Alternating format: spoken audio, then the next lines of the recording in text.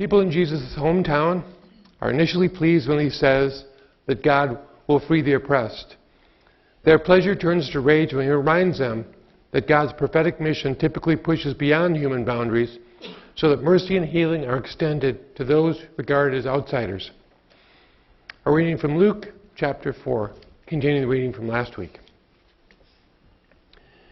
Then Jesus began to say to all in the synagogue in Nazareth, "Today this scripture has been fulfilled in your hearing." All spoke well of him and were amazed at the gracious words that came from his mouth. They said, "Is this not Joseph's son?"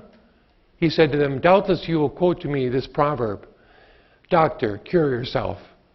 And you will say, 'Do here also in your hometown the things we've heard you did in Capernaum.' And he said, 'Truly I tell you, no prophet is accepted in the prophet's hometown. But the truth is, there were many widows in Israel in the time of Elijah, when the heaven was shut up 3 years and 6 months, and there was a severe famine over all the land.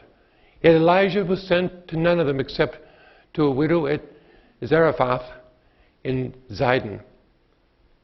There were also many lepers in Israel in the time of the prophet Elisha, and none of them were cleansed except Naaman the Syrian." When they heard this, all in the synagogue were filled with rage. They got up, drove him out of the town, and led him to the brow of a hill on which their town was built, so they might hurl him off the cliff. But he passed through the midst of them and went on his way. This is the word of the Lord. Thanks be to God. Please be seated.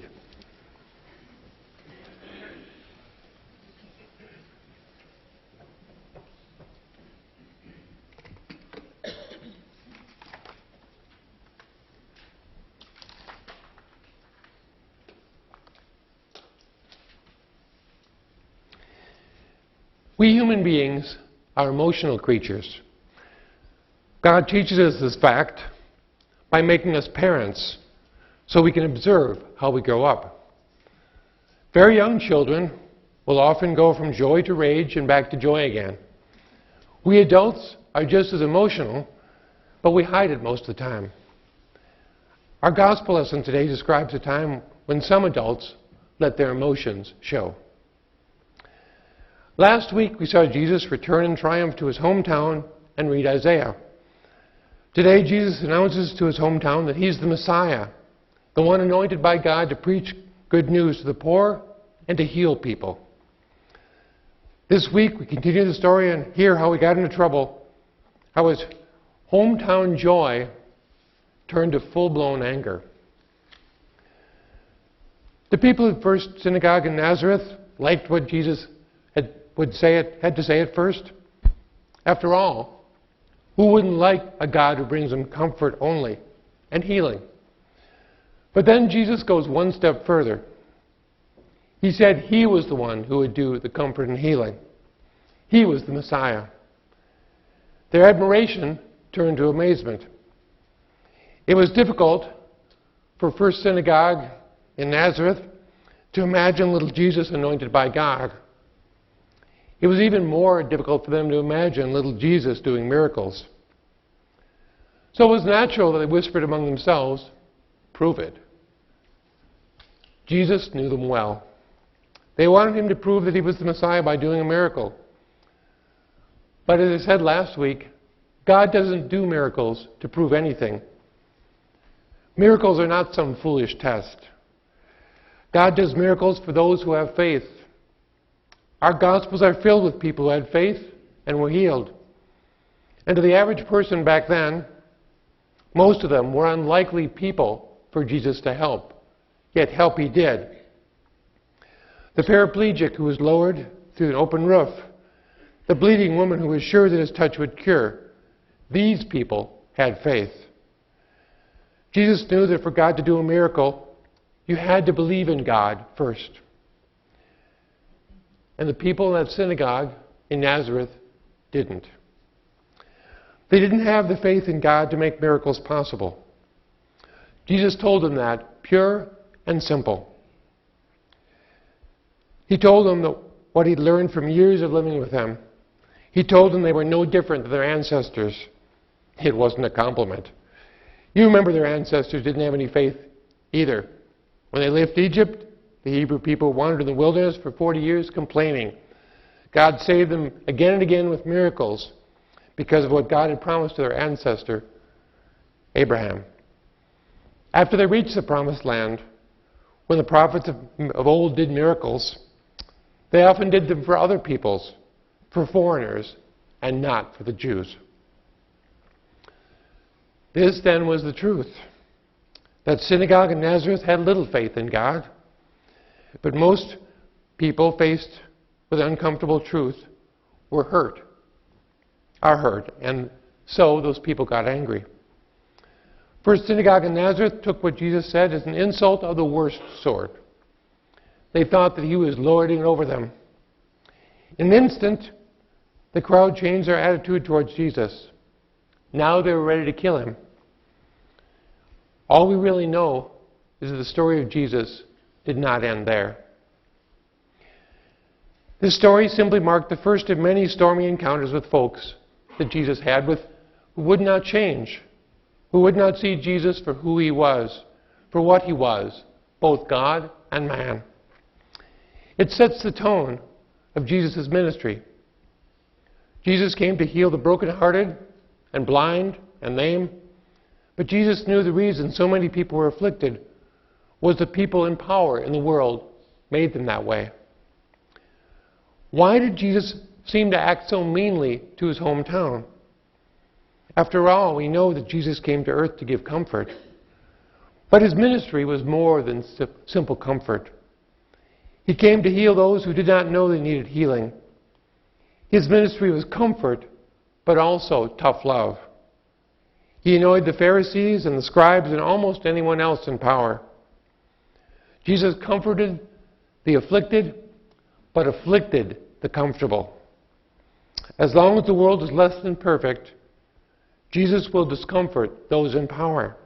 For those in power have the power to make the world a better place, and often don't, at least for anyone but themselves.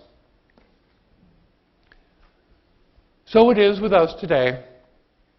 Our world today is far from perfect. Kids still go to bed hungry. People die in poverty because they lack a few cents worth of medicine. But it's easy most times to ignore how bad things are. So if you are satisfied with things the way they are, Jesus will shake you up, as he shook up Nazareth. God never intended to keep all blessings for Jews and Christians. God's blessings are intended for all people everywhere. God's blessings are given to help others. Anyone who has the ability and the resources to reach out should reach out. This is true for Salem Lutheran too. Now, Salem Lutheran has done wonderful things for the area in and around Deerwood. But we must not let the mustard seed in Salem West, as wonderful as they are, be all of our outreach, the only things that Salem is known for. That's in part why Social Ministry Governing Board changed its name to the Outreach Committee. The Governing Board has been associated mainly with those two buildings across the street.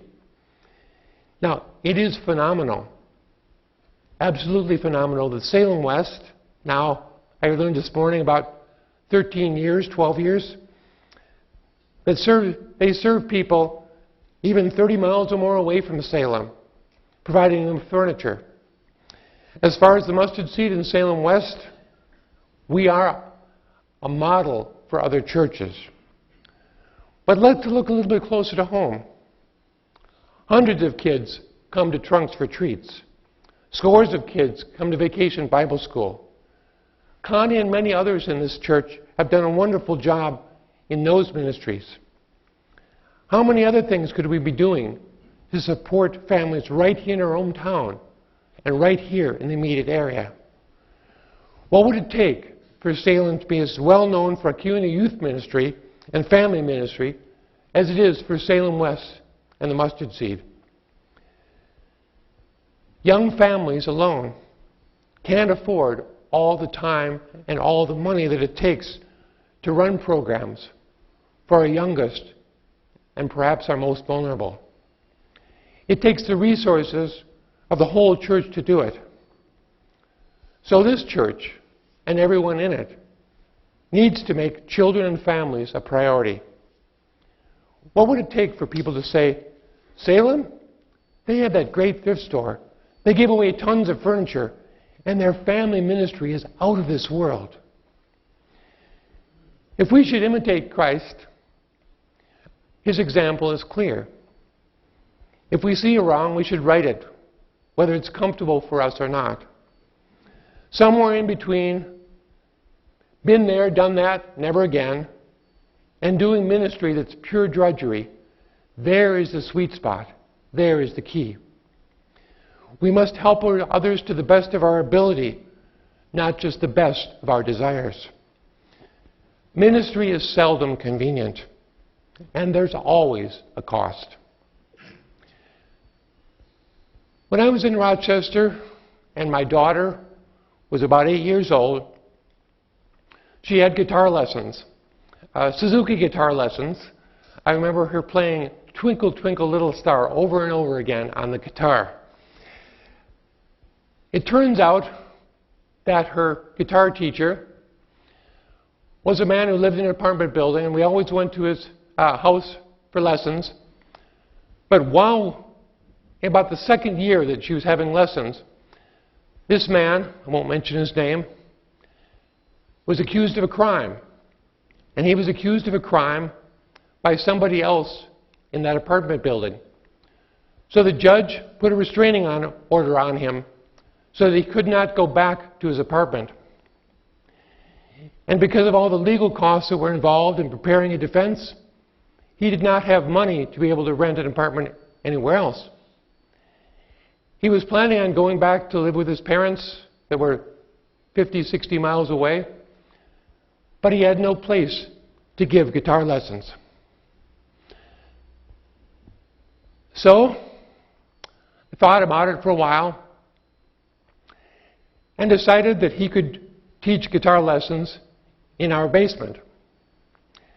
And so for a period of about 8 weeks, he was in our basement teaching guitar lessons. Now, it wasn't convenient for me. It wasn't particularly convenient for us because our driveway was always clogged. I don't know how many times, if I thought I was upset with hearing Twinkle, Twinkle, Little Star from one kid, let alone imagine what it'd be like for 20 kids.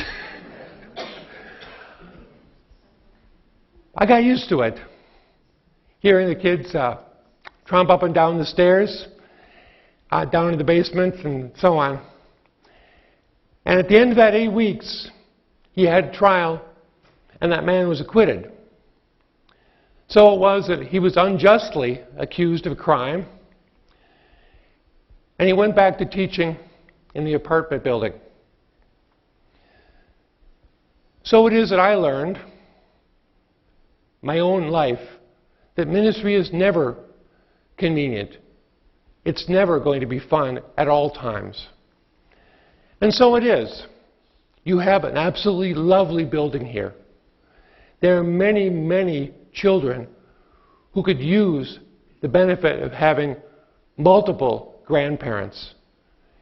Their parents, some of them don't have the time. The parents were raised by other parents who didn't know the skills that you know to be able to help raise children. Now, if you do that, if you decide to open up this church to the trailer parks, to the children there, it's not going to be convenient. There are going to be times when they knock around. There are going to be times when they make a lot of noise. There are going to be times when they may even damage the walls in places here and there. But I believe that we must help people, whether inside the church or not, to the best of our abilities. We must reach out everywhere to comfort and to heal. In Cross Lake and Deerwood, with families who need furniture or who need help raising their kids with faith in God and simply don't know how. Why should we do it? It's what Christ did. Children and adults, big and little, rich and poor. It may not be easy. It may not be convenient. Faith in God seldom is. But the same Spirit of the Lord that was on Jesus is in each one of us, beckoning us, coaxing us to serve those within the walls of this church, but also beyond the walls of this church. Not just in social ministry, but in all ways it's possible for us to serve. With children, with youth, with family, with those in jail, those out of jail. There is no limit to the people that we can help. May God make it so. Amen.